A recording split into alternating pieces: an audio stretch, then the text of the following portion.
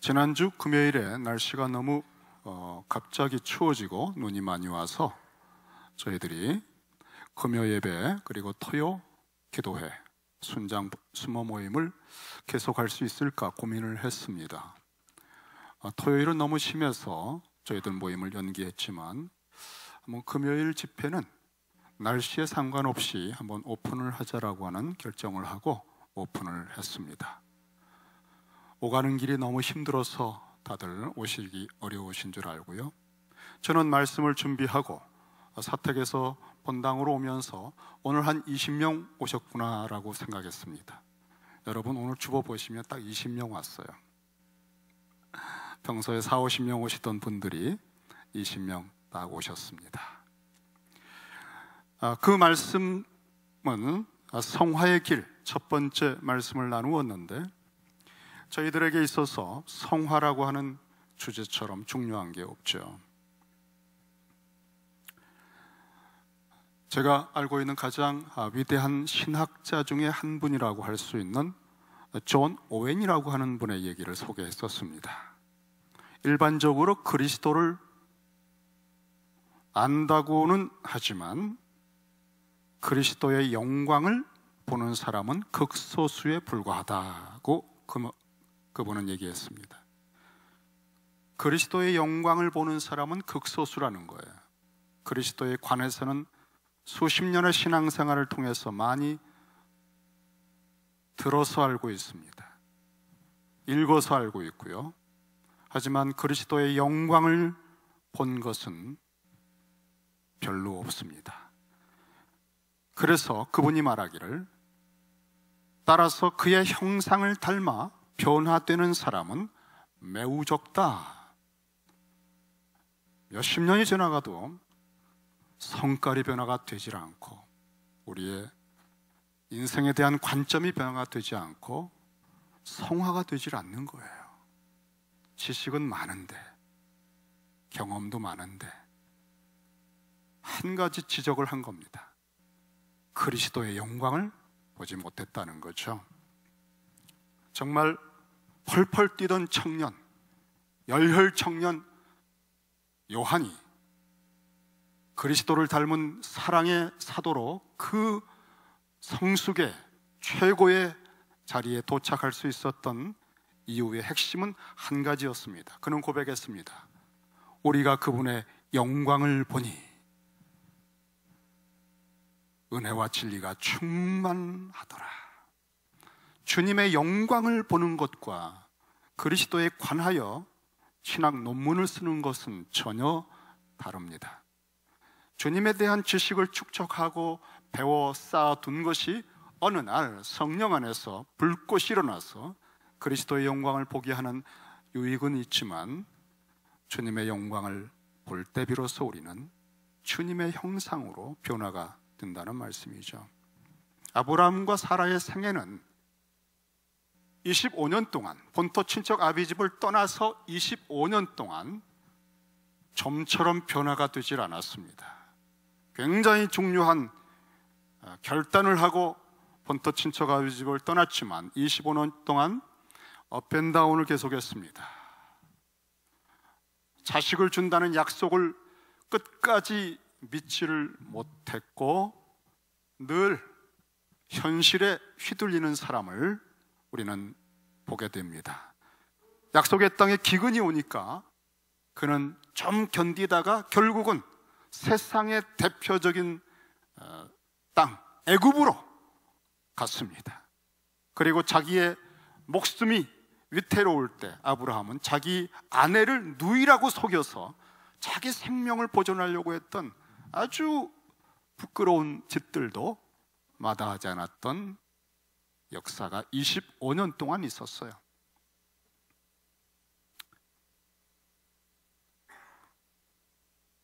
그러다가 이 사람들이 아브라함과 사라가 거의 의식혁명이라고 할 만큼 획기적인 변화를 경험하게 됩니다.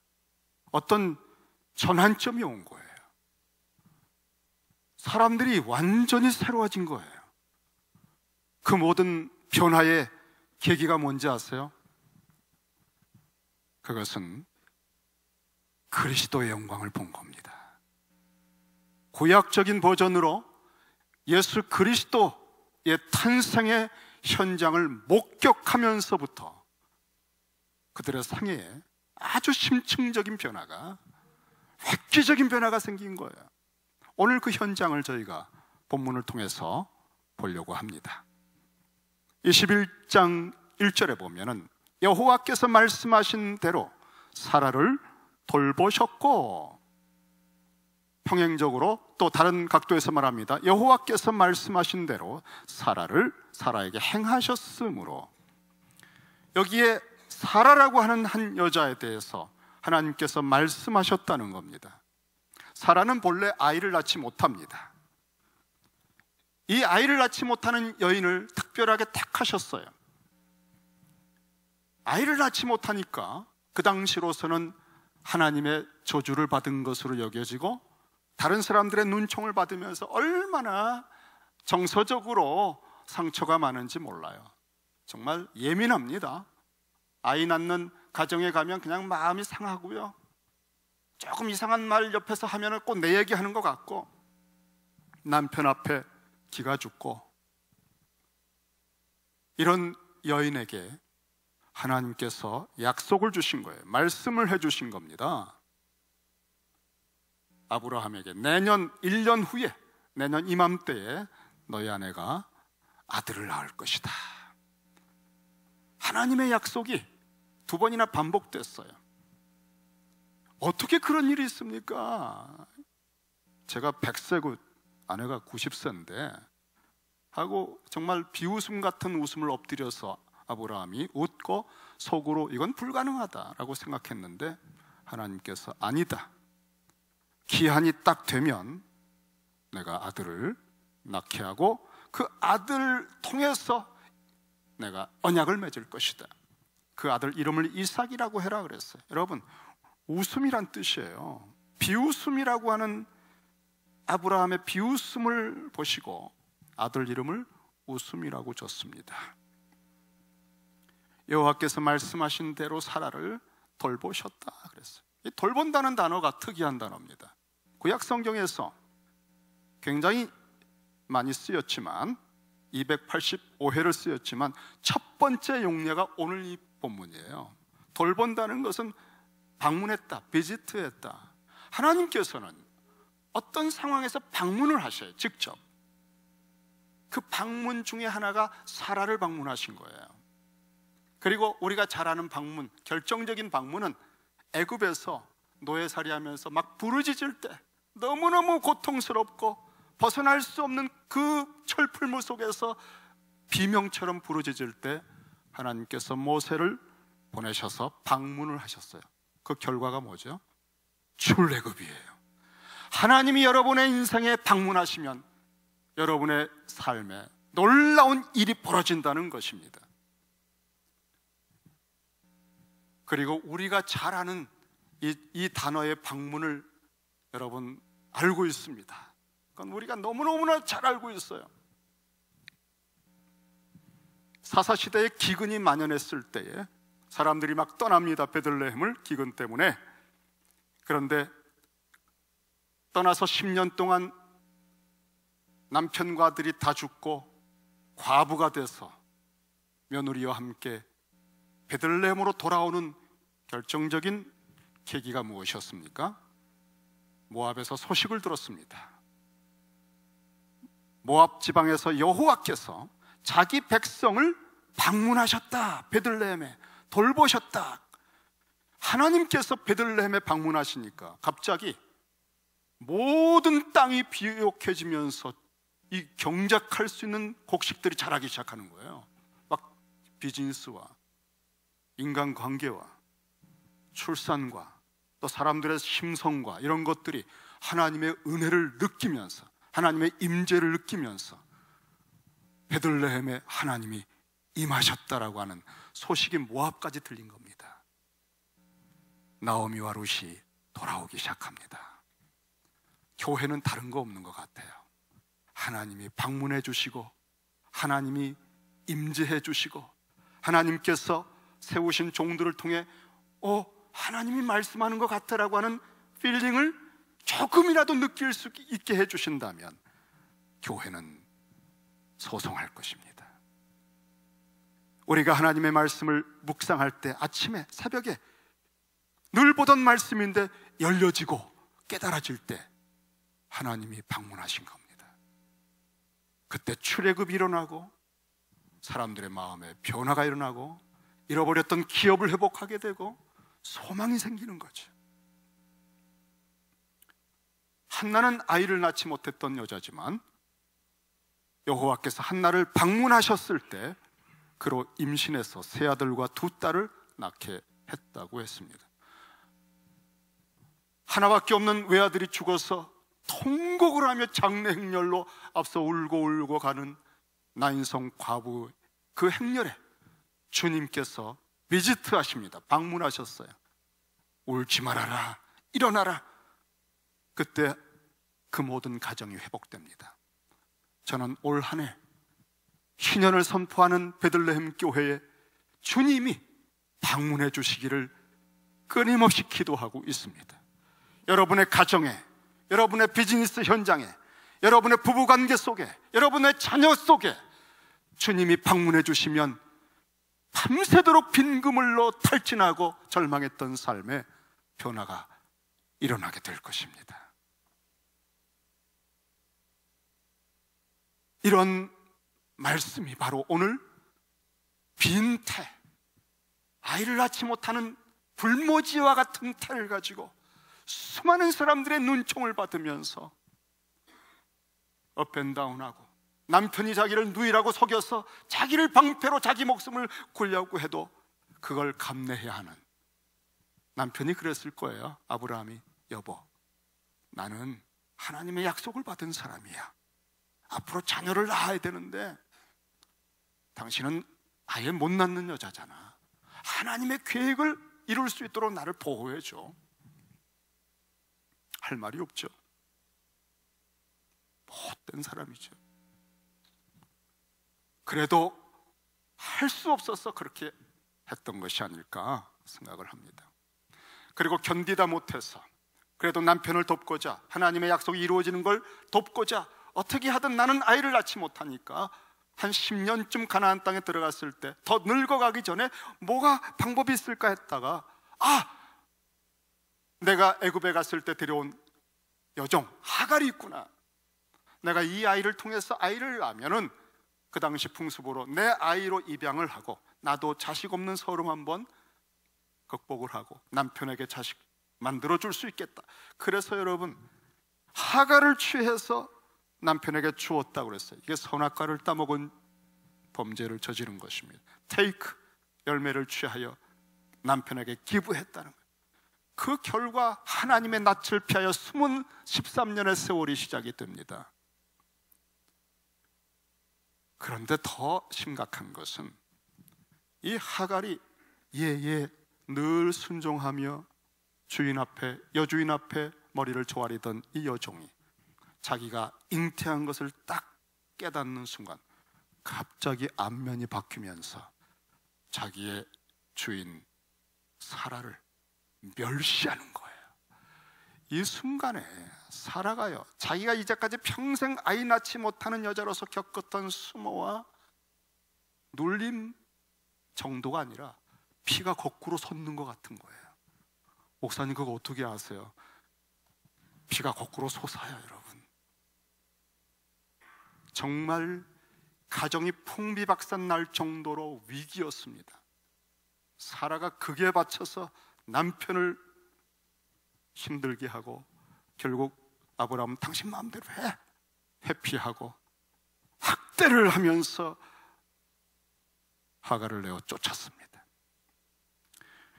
이러한 겪어낸 일들이라고 하는 것은 이 사라에게 정말 남편도 그 어떤 인생도 도울 수 없는 깊은 상처와 응어리와 한 맺힌 절규와 괴로움을 주었죠. 그리고 이렇게 끝날 것인데 하나님께서 하갈과 이스마엘을 다시 돌려보내요. 이런 상태로 끝내면 에덴에서 실패한 가정을 회복하려고 새로운 에덴의 아담과 하와로 불러놓은 이 가정 회복될 길이 없거든요. 샘플이 안 돼요. 그래서 보낼 때 보내더라도 정상적으로 보낼 수 있도록 기회를 13년을 더 줍니다. 여러분, 눈에 가시 같은 여자가 들어왔습니다. 그리고 하나님의 뜻도 아닌 자식이 13년 동안 자라가는데 아브라함은 집착하면서 매달리고 좋아합니다. 이 여인 사라는 처음부터 눌리고 괴로워서 웃음이 없었지만 너무나 한 맺힌 깊은 마음 속에 웃음은커녕 견딜 수 없는 인내의 극한을 오가는 삶을 살았을 것입니다. 아무도 돌보지 않는 황폐하고 생명이 산출되지 않는 태를 가지고 온갖 상처를 받아서 남편에게도 이렇게 누이라고 속임을 겪으면서 방패막이가 되는 이 비참한 여인, 여호와께서 이 여인을 방문하신 거예요. 가난하고 기업을 상실하고 버림받고 폐허가 된 곳에 49년째 가난의 벼랑 끝에 있는 사람들을 하나님께서는 신연의 나팔 소리를 들려주시며 방문하십니다. 먼저 아브라함을 방문하시고 13년 만에 오셔서 너 회개해라, 정신 차리고 내 얼굴 앞으로 돌아와라, 나는 전능하다. 그리고 언약을 맺으며 할례를 행하게 했습니다. 그 정욕과 인간적인 모략을 가지고 잔머리 굴려서 낳는 그런 자식들 가지고는 하나님의 나라가 이루어질 수 없다. 타락한 창세기 3장 이후에 본성을 가진 인간들을 아무리 많이 낳아도 바벨탑을 또 쌓는 것이다. 내가 약속한 자녀는 이스마엘이 아니다. 너가 아이를 낳을 수 없고 차라리 사라처럼 아이를 본래 낳을 수 없는 여자를 택하여 오직 내가 나의 전능한 능력으로 오직 성령 안에서 말씀이 성육화되는 나의 자녀를 줄 것이다. 왜 기다리지 못했느냐? 나는 전능하지 않느냐? 여러분, 하나님께서 그래서 자기 욕심대로 정욕대로 아이를 낳은 그 생식기관에 포피를 뱉는 할례를 행한 것입니다. 옛사람이 죽은 거예요. 그리고 이제 그 포피를 뱉은 할례 받은 이후에 처음으로 낳은 하나님의 전능한 능력으로 주신 약속의 성육신이 바로 이삭이었던 것입니다. 하나님이 그 할례를 말씀하신 다음에, 여러분, 할례 행한 생식기를 가지고 이제 처음으로 낳는 자녀는 누구일까요? 누구를 통해서일까요? 처음 하나님이 계시를 해주셨어요. 내 몸에서 날 거라고 15장에서 얘기했지만, 그래서 이 아브라함은 자기 몸에서 낳는 거라면 하갈을 통해서도 나올 수 있잖아요. 그런데 할례를 말씀한 다음에 처음으로 사라에 대해서 얘기를 했습니다. 하나님의 말씀이 새로운 말씀으로 가르쳐 주시는데, 사라에 대해서 내 아내 사레를 이제는 사레라 하지 말고 사라라 하라고 그랬어요. 하나님께서 내 아내에게 복을 주어 모든 민족의 어머니가 되게 하겠다고 말씀하셨습니다. 아브라함이 깜짝 놀랐어요. 사실은 본토 친척 아비집을 떠날 때부터 자기 아내는 아이를 못 낳으니까 하나님의 약속을 이룰 사람으로 한 번도 생각해 본 적이 없었어요. 그래서 자기 방패막이 되달라고 이용한 거예요. 그런데 하나님은 사라에게 굉장히 원대한 계획을 갖고 계셨습니다. 남편들이요,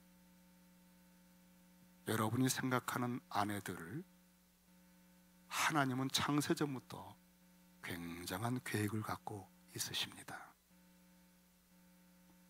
복을 주셔서 아무것도 할 수 없을 것 같은 상태에서 하나님이 역사하셔서 놀라운 일을 행하실 수 있다고 말씀을 하셨습니다.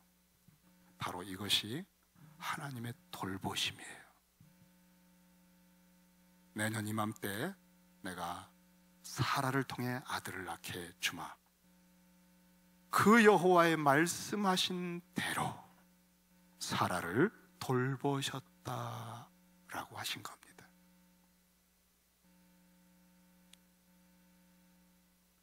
그리고 또 한 번 반복을 합니다. 여호와께서 말씀하신 대로 사라에게 행하셨으므로. 창조라고 하는 단어를 썼어요.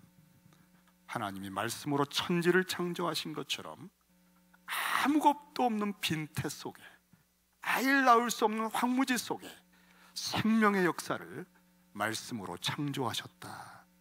저는 이것이 신년이라고 하는 것을 여러분에게 소개하려고 하는 겁니다. 안 돼. 시카고는 안 되는 곳이야.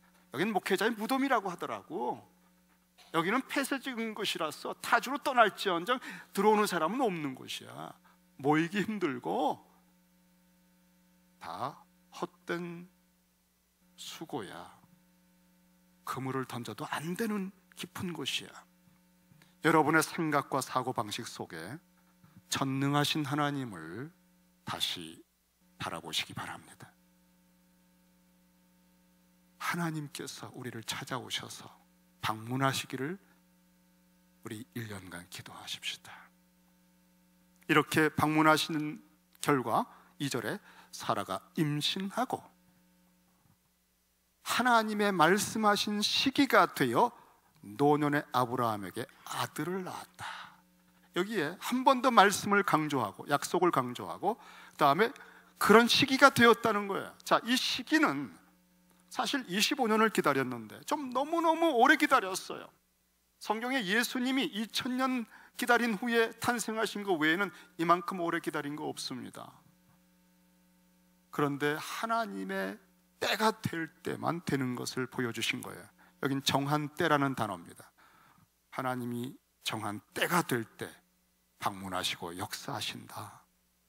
때가 참에 역사하신다. 좀 더 일찍 오시지. 젊었을 때 오시면 어떨까? 그때 막 교회가 막 성장할 때 그때 한번 더 입김을 불어넣어 주시지. 우리는 다 그렇게 생각하잖아요. 그러면 그냥 1순위로 등극했을 텐데. 이런 욕심들이 우리 속에 많습니다. 하지만 하나님께서 정한 때는요 100세가 돼서 바싹 늙어버렸을 때, 더 이상 젊음을 가지고 세상의 애굽이라고 하는 세력의 젊음 같은 걸 이용하는 잔머리 굴려가면서 자기께로 미래를 만들어 가려고 하는 그런 모략이 틈탈 수 없는, 이젠 포기다, 안 된다라고 하는 바로 그때, 이것이 하나님이 정한 때입니다. 여러분이 가졌던 과거의 경험들을 가지고 뭔가 지금 해보려고 하는 그런 모든 것조차도 내려놓는 그때, 그게 하나님이 정한 때예요.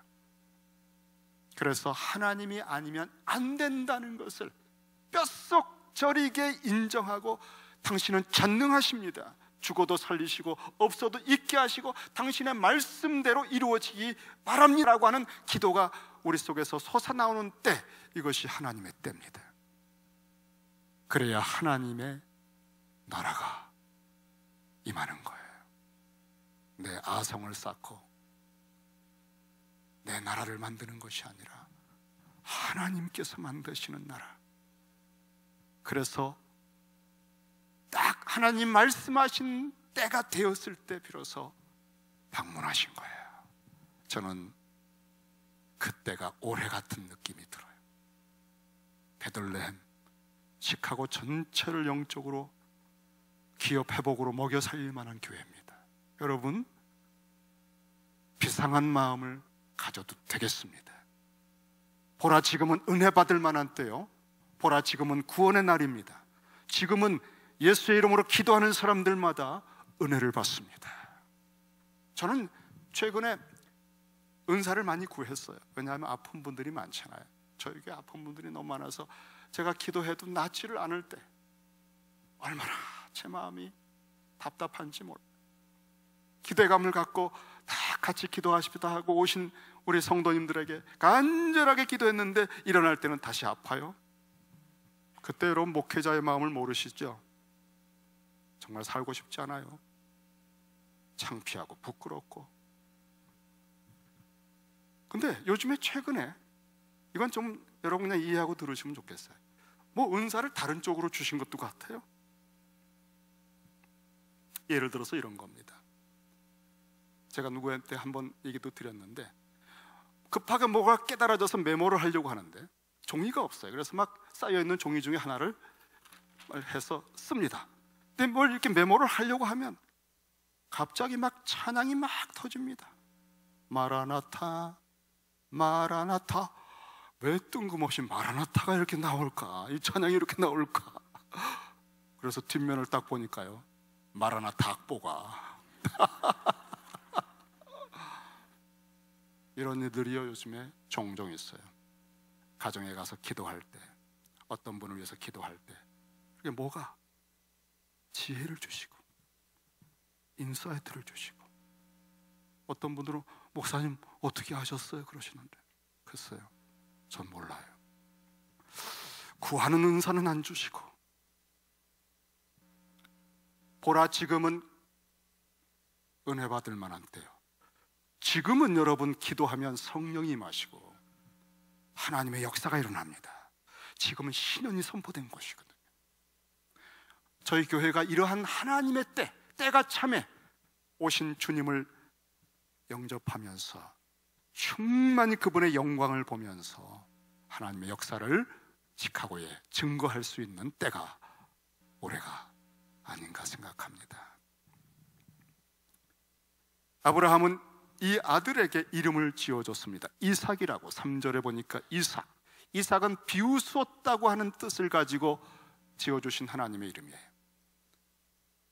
사례도 자식을 낳겠다고 하는 말을 엿듣고 나서 웃었습니다. 내가 어떻게 아이를 낳아? 여러분, 이 부부가 다 웃었어요. 하나님의 말씀과 약속을 비웃었습니다. 그래서 이삭이라고 하는 이름을 지어준다고 하는 것은 하나님께서 이들에게 이 태어난 아들, 태어나고 났을 때 이삭을 부를 때마다 자신들의 불신앙, 믿을 수 없어서 비웃었던 그 모든 것에 대한 회개가 끊임없이 평생에 이삭아 부를 때마다 이제 그들의 가장 깊은 곳에서 회개의 역사가 일어날 거예요. 그리고 믿지 못했는데 약속하신 말씀이 성령의 능력으로 성육신에서 나타나서 걸어다니고 있고 말하고 있는 이삭을 보면 볼수록 하나님은 전능하시구나, 하나님은 놀라우시구나, 하나님은 살아계시구나라고 하는 신앙이 부쩍부쩍 자라가는 것입니다. 이스마엘을 보면 볼수록 이건 내 작품이야, 더 늙기 전에 그래도 내가 술을 잘 썼지, 하나님 내가 도와드린 거야. 자기의 공로가, 자기의 수고가 있기 때문에 자꾸 교만해져요. 이스마엘을 보면 볼수록 하나님 낯과 멀어지고 자꾸 자기를 의식하게 되고 인간적인 욕망이 커집니다. 하지만 내가 하나도 손댈 수 없고 오직 말씀이 육신이 된 성령의 전능의 하나님의 작품 같은 이삭을 볼 때마다 그것을 믿지 못한 자신들을 깊이 회개하게 되고 하나님의 전능하심과 신실함에 대한 신뢰가 늘어나면서 성화가 되는 것입니다. 그리스도의 영광을 볼 때만 우리는 변화되게 돼 있어요. 그리스도의 영광을 볼 때만 회개와 정결함과 거룩함과 믿음의 역사가 일어납니다. 바로 이 변화의 기폭제가 이삭인 거예요. 4절에 보면 할례를 행하고 나서 5절에 이 이삭을 낳을 때 100세였다라고 얘기합니다. 계속 반복합니다, 여러분. 2절에서는 노년의 아브라함에게 아들을 낳았다. 5절에서는 100세였다. 7절에서는 아브라함의 노경에 내가 아들을 낳았다. 다 늙어버린, 하나님께서 늙혀버린 인간의 능력과 인간의 경험 가지고 자랑할 것이 티끌도 없게 만들어 놓으신 그를 통해 하나님이 역사하셨다는 거예요. 그러므로 여러분, 힘들고 어렵고 낙심하는 자리에 있다 할지라도 마침표를 찍지 마세요. 올해는 아무리 어려운 일을 만나도 전능하신 하나님을 바라보시기 바랍니다. 오늘 6절부터 7절의 말씀은 이제 이 자녀를 이삭을 낳고 나서 사라가 노래를 하는 것입니다. 감격에 차서 노래를 합니다. 마리아가 예수님을 잉태하고 나서 노래를 했어요. 마리아의 노래. 그것처럼 사라가 노래를 합니다. 6절에 보면 사라가 이르되, 또 7절에도 또 이르되, 지금 사라는 10개월 동안 이삭을 잉태하면서 하나님의 말씀이 역사하는, 말씀대로 역사되는, 말씀으로 천지를 창조하신 분이 내 속에 이 황폐한 태 속에 생명을 창조하셨구나 라고 하는 것을 느끼면서 천지를 창조하시는 하나님의 역사의 현장에 마치 자기가 있는 것 같은 그런 경험을 하게 되었습니다. 10개월 동안 하나님의 말씀의 능력에 대해서, 그분의 신실함에 대해서, 그리고 남편도 소외시키고 모든 사람에게 눈총을 받으며 자기 여종에게도 치욕을 당했던 이런 아픔이 많은, 웃음이 불가능한 자기를 찾아오시고 방문하시고 돌보아 주신 하나님의 말할 수 없는 사랑에 대해서, 은혜에 대해서 10개월 동안 묵상하고 느끼면서 신앙이, 믿음이 얼마나 깊어졌는지 몰라요. 10개월 동안의 이 사건을 통해서 하나님을 향한 찬양이 가득해졌습니다. 그리고 이삭을 낳은 그날 이 찬양이 터진 거예요. 저는 노래를 좋아해요. 이 대목을 보면서 노래를 생각을 하나 했습니다. 새 노래, 명성황후라고 하는 노래가 있죠. 나가거든. 세계적인 성악가 조수미 씨가 불렀습니다. 그 탁월한 분이 명성황후라고 하는 민족사에 아주 애환이 담긴 가슴 절절하게 파고드는 가사와 오케스트라와 함께 그 음악이, 노래가 퍼질 때 우리 마음에 막 눈물이 주르르 흘러요. 저는 그런 노래들 속에서 사람들이 감동을 받고 있는 것을 보면서 우리는 노래하기 위해서 태어났구나. 하나님의 원대하고 웅장하고 시원한 구속사의 이 시점에서 한 여인이 황후처럼 열국의 어미가 되어서 그리스도의 탄생을 미리 끌어다가 맛보는 이삭을 보면서 하나님의 영광을 목도하면서 놀라운 찬양이 봇물처럼 터져나온 것을 보면서 이것이야말로 온 세상에 불러 들려줄 우리의 새 노래로구나. 이것이야말로 인생이 가슴 사무치고 뼈저리게 세세토록 불러낼 그런 노래들이로구나 하는 것을 느꼈어요. 사라가 이르되 하나님이 나를 웃게 하시니, 그 누구도 이 여인을 웃게 할 수 없었어요. 남편도, 사람들도, 자기 자신도 얼마나 상처가 많은지, 얼마나 한이 많은지. 그런데 하나님께서 이 여인을 찾아오시고 웃게 하셨습니다. 이 웃음은 혼과영과 골수의 저 근원과 깊은 뿌리로부터 터져나오는, 전 존재가 회복된 하나님의 형상의 아주 심오한 근원에서부터 여인의 정체성을 회복하고 창조주를 만나서 그의 임재에 10개월 동안 그 품속에 거했던 한 하나님의 사람이 봇물처럼 샘이 터지듯 하나님을 향하여 높이는 찬양과 같습니다. 하나님이 나를 웃게 하셨다. 이런 웃음소리가 신연의 웃음이지. 기름 부음 받으신 메시아가 오셔서 신년을 선포할 때, 포로가 자유케 되고 눈먼 자가 다시 보게 되고 눌린 자가 자유케 될 때 어떤 일이 벌어집니까? 이사야 61장 3절에 보니까 무릇 시온에서 슬퍼하는 자에게 기업을 상실하고 수치를 당하고 짓밟히고 그 슬퍼하던 자들에게 화관을 주어 그 죄를 대신하여 기쁨의 기름으로 그 슬픔을 대신하시고 찬송의 옷으로 그 근심을 대신하게 하신다. 이것이 신년의 노래입니다. 와, 여러분, 올해 저희 교회는 이 노래가, 이런 노래가요 가득하게 될 거예요.